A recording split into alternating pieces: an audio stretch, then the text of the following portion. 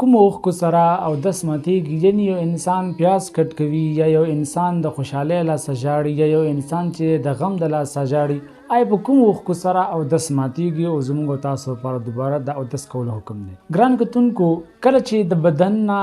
اوبه راوځي نو دغه اوبه که چېرته د زخم د وجې نه یا د بیمارۍ د وجې نه راوځي نو په هغې سره اودس ماتېږي، او که چېرته بغیر د بیمارۍ نه راوځي نو په دې سره اودس نه ماتېږي. لکه څرنګه فقهای کرامو لیکلي دي چې کله یو انسان ژاړي او دغه ژړا که د خوشحالۍ وي او دغه ژړا که د غم وي، خو دې سره چې کوم اوښکې رابهر کېږي نو په دې سره اودس نه ماتېږي. یو انسان د هغه پیاز کټ کوي یا یو انسان د څه بل څه وجدو، خو لیکن دغه سترګې زخم نه وي، په دغه سترګو کې بیماري نشته، نو په دغه تمامو صورتونو کې د دغه کس اودس نه ماتېږي او دغه کس په دغه اودس کې منځونه کولی شي. خو که چېرته یو کس د هغه په سترګو کې زخم دی، په سترګو کې بیماري ده